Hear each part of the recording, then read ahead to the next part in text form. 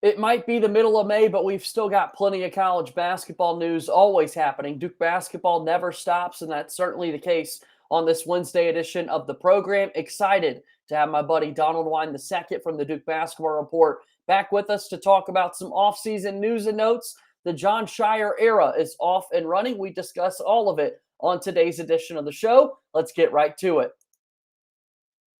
Dick Vitale, hey, make sure you listen, man, to Locked On Blue Devils with JJ Jackson. He's awesome, baby. You are Locked On Blue Devils, your daily podcast on the Duke Blue Devils, part of the Locked On Podcast Network, your team every day.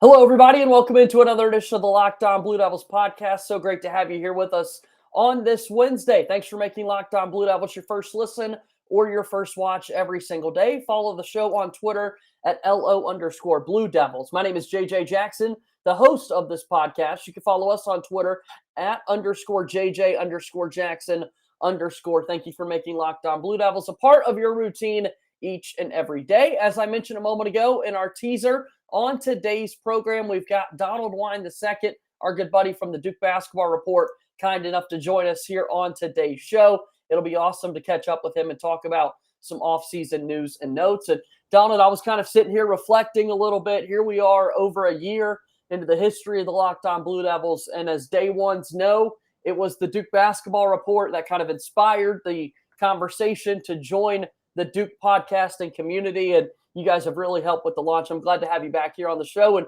our first chat here on the YouTube space.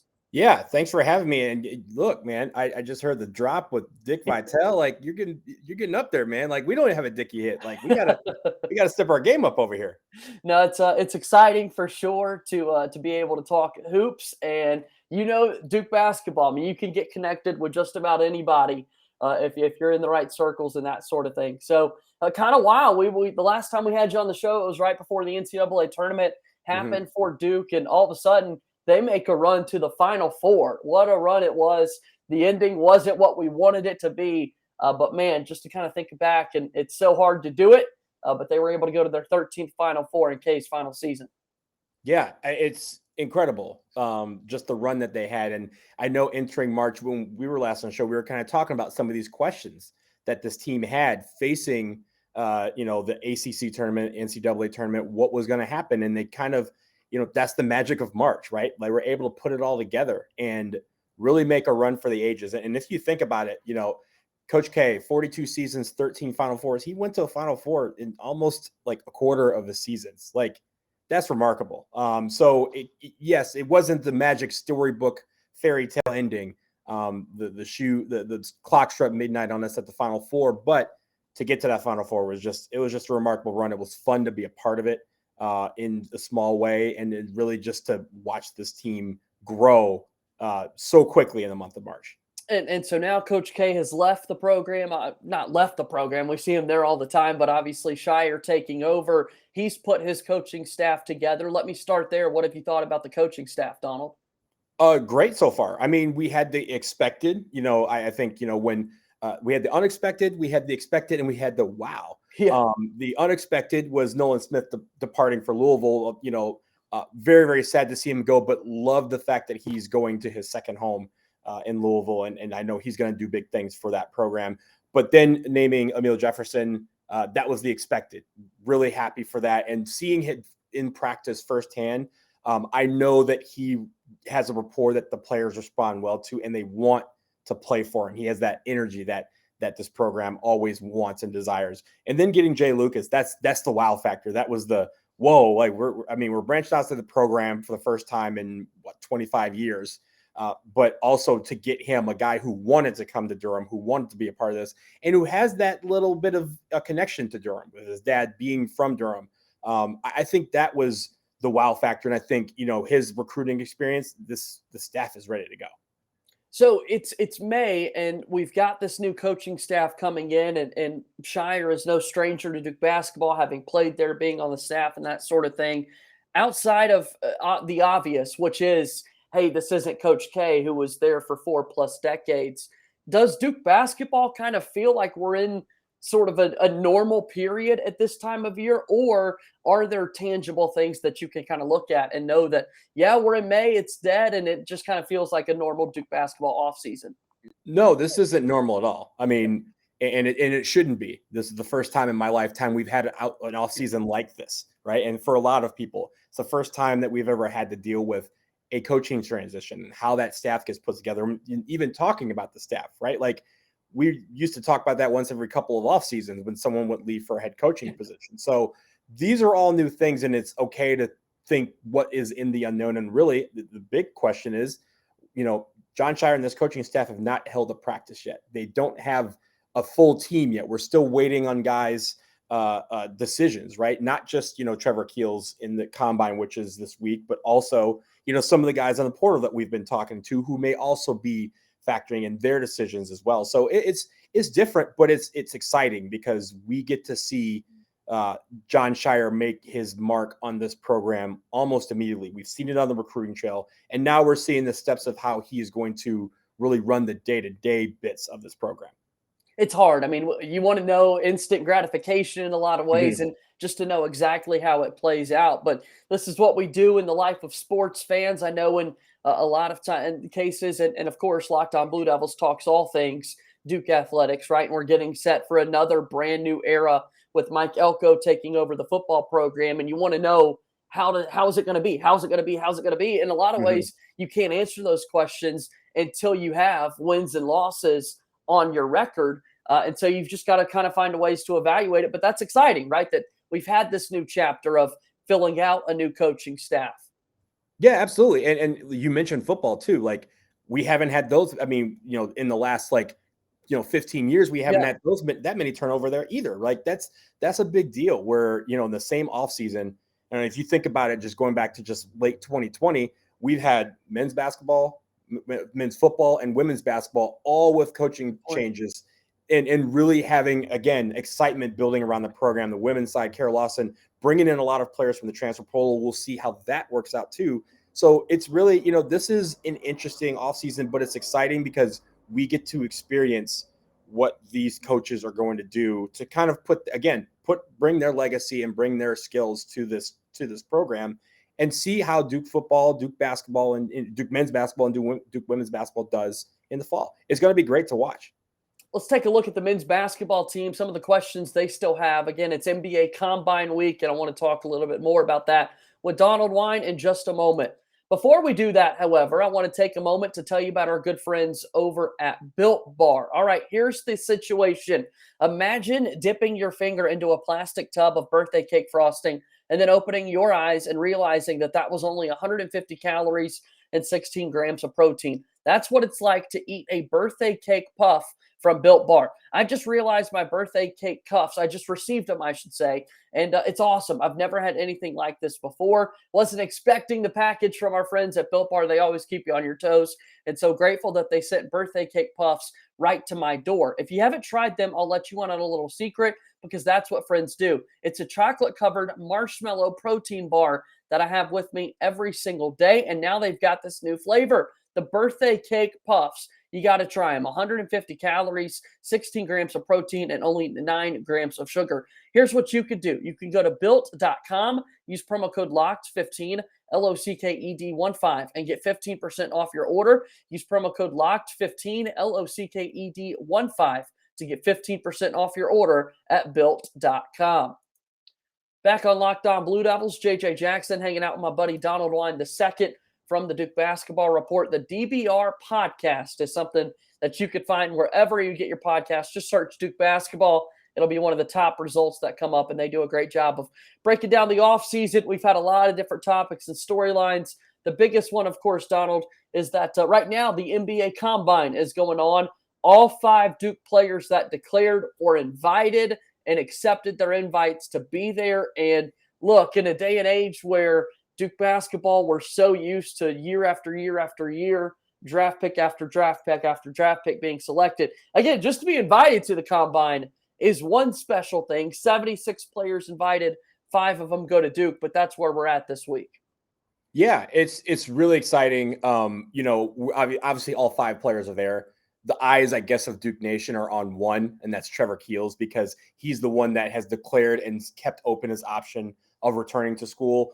All questions are how he will do in this draft combine. I think he's going to do super well. I think all 5 guys, everything that they're going to do, they're going to excel in. I know there's a question whether like guys like Paulo Banchero or AJ Griffin or even Mark Williams will do the drills, but my guess is they will probably just check in, weigh in, and do the measurements, and then save that for the individual workouts. But for Wendell Moore, I think he will have a good week because he's such a smart player, and he's so versatile, and he knows that teams really covet that in the NBA, and he's going to be one that I think a lot of people are going to keep their eyes on. And then Trevor Keels, if he does well, then he stays in draft. If not, maybe that door remains open for him to return to school. A lot of people trying to figure out exactly what that decision is going to be. And I would say this is at least a positive step in the right direction in terms of getting to that result, because the combine is the one chance that all the teams are there, right? We do have the individual portions of workouts that are going to be able to get up and going after this. Players can meet with teams, however, and this is where you could kind of get a gauge of the promises, so to speak, that are given out. We're seeing it right now in the NFL offseason. Their draft just came and went, and a lot of players are saying after the fact at their introductory press conferences, yeah, the team told me they were going to take me at the combine. I was expecting to be here, or I wasn't, or that sort of thing. So this is the week that you get that information to where then Duke can go and start to make decisions on what the final parts of the roster look like going into next season. Yeah, and you also have the NBA draft lottery, which as we record on Wednesday or on Tuesday, I know this comes out on Wednesday, it's tonight. And so we'll find out in that top 3. Paulo Banchero is expected to be in that top 3. Who those teams will be will likely determine whether he's the number 1 pick in this upcoming draft or if he's one of the top 3 or 4.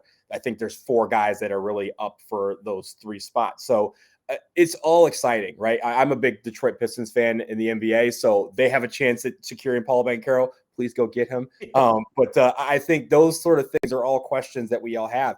And when it comes to the offseason, and especially with Trevor Keels, he is contending with whether or not to go back to school, but there's a lot of guys that Duke have been looking at in the portal who are also in the combine with him. So I think you're going to see a lot of people get a lot of answers very quickly after this combine's over, because as you said, a lot of these teams are going to tell them one way or the other of, hey, we want to take you, or be, maybe another year in college or somewhere else is the best route for you.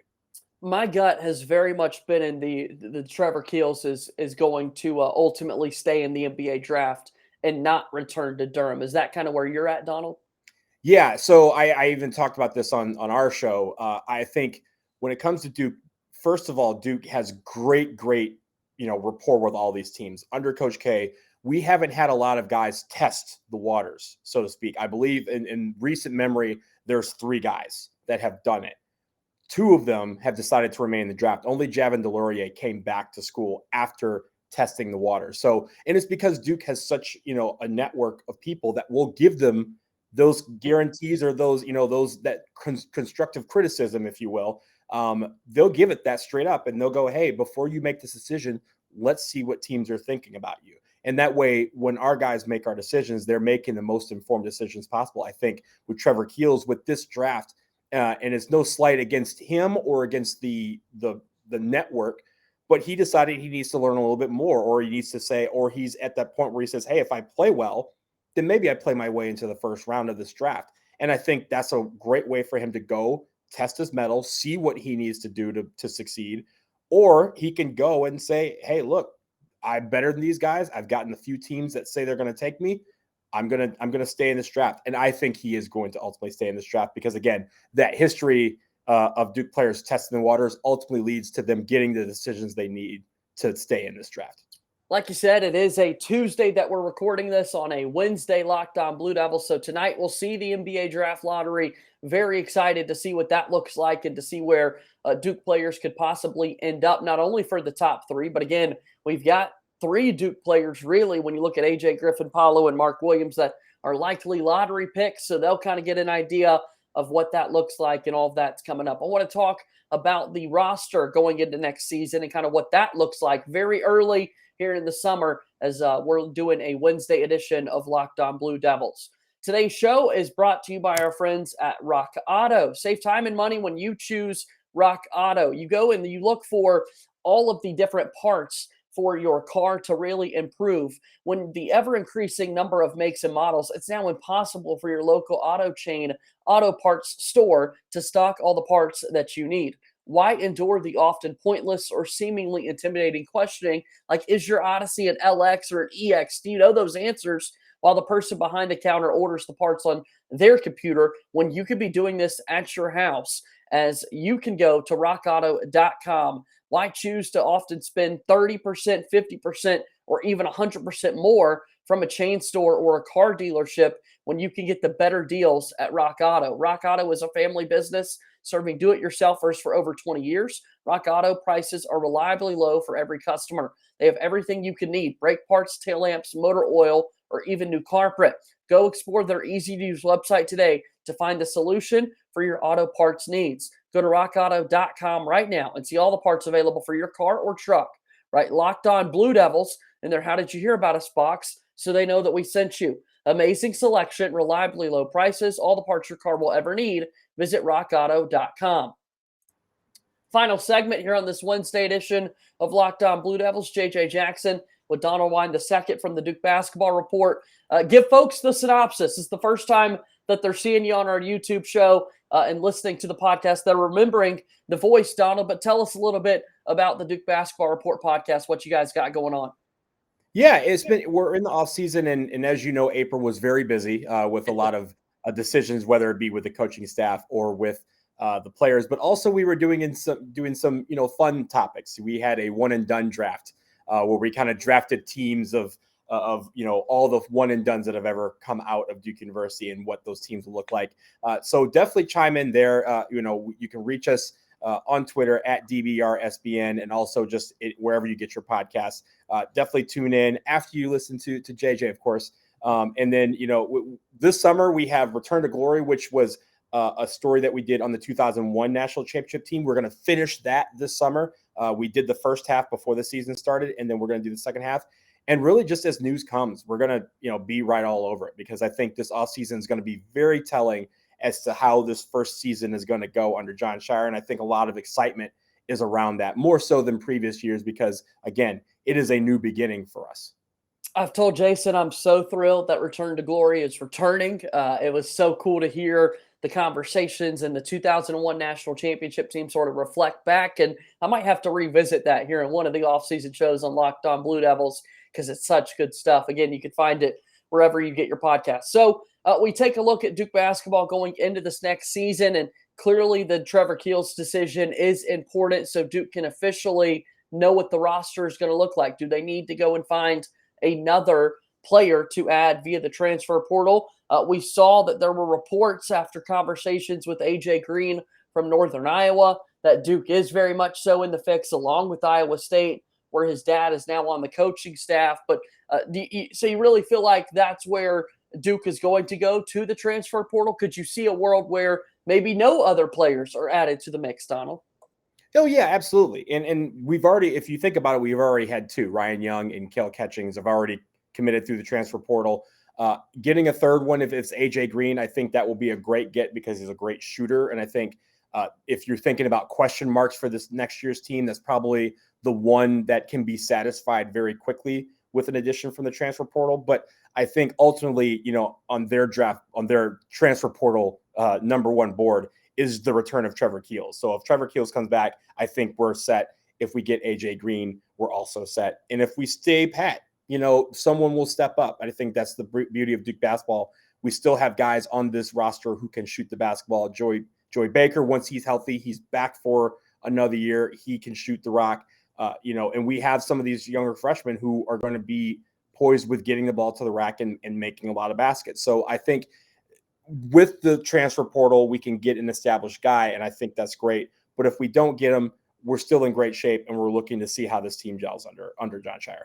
Thank you for saying I need an army here at this point to kind of let people know that it's not the end of the world if no one else, if Trevor Keels departs and no one else joins the mix. And obviously this coaching staff is very wise. They're going to figure it out. But I look at somebody like Jaden Shute, and I'm just continued to be baffled by the conversation, Donald, that this is a top 50 player in the country, where at any other school in America, there would be serious conversation about them starting right away and the fan base being so excited that they've got a top 50 freshman, where in a lot of ways at Duke we're spoiled because it's top 10, top 5, the number one guy in the country that we're expected to walk in and start right away. At the end of the day, these are good basketball players that are going to find ways to contribute to Duke.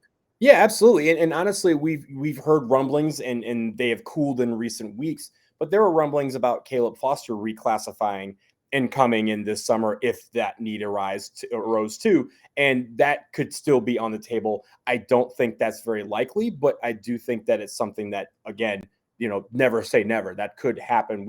If you remember with Marvin Bagley III, his reclassification was like late in August. So he barely had time to get to school to register to be in his first class when he reclassified. So this could be an all summer thing where we're waiting and seeing. But again, you go with the team that you have as of right now. And that team, by all accounts, is super solid. One of the best teams in the country. And we should be excited for all these guys to play. I can't wait to see how it looks, the roster, because it'll certainly help to get a better idea of what to expect on the floor for Duke going into next season, because the recruiting class that they've got is so talented, and they're going to be led by a third-year point guard in Jeremy Roach. How big do you think that was for Roach to come back for another year to truly be the guy?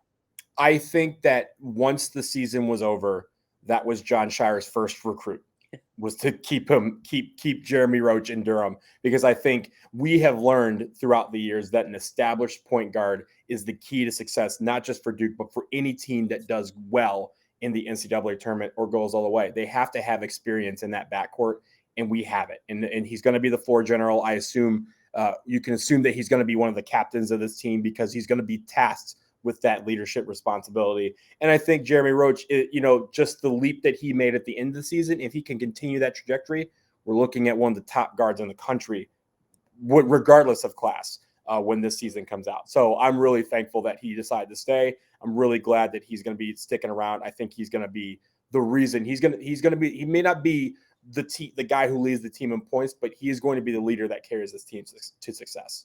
Duke's going to have so many scoring options next year. Somebody's got to get them the basketball, and Jeremy Roach is going to do just that for Duke, getting set for next season. Donald, it was so good to catch up with you here on the program today. Always enjoy our conversations and our time.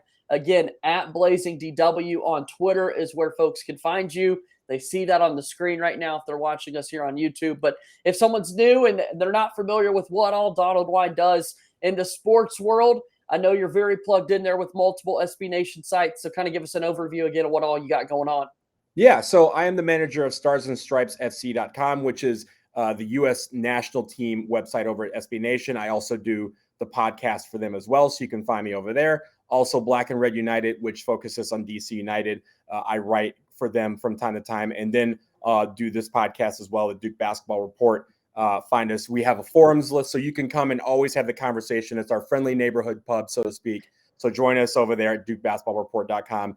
All the latest news on Duke basketball. And also, when you're listening to podcasts or whatever, you just want to have someone to talk to, we are there for you. So I really appreciate, JJ, you bringing me back on. I love the come up on the YouTube video. And it's great for people to be able to see your face, because you do quite a bit for the Blue Devils Nation. So we appreciate it. Thanks, Donald. I really do appreciate those kind words, and looking forward to chatting with you again soon, okay? Always appreciate it. That's my buddy Donald Wine II joining us here on today's edition of Locked On Blue Devils. Thank you so much for listening. As always, coming up on tomorrow's show, my buddy Brendan Marks of The Athletic will join us. We'll hear more of the reporting, what's going on with Jon Scheyer as year one of his era leading the Duke basketball team gets set to get underway. For Donald Wine, I'm JJ Jackson. Thank you and good day.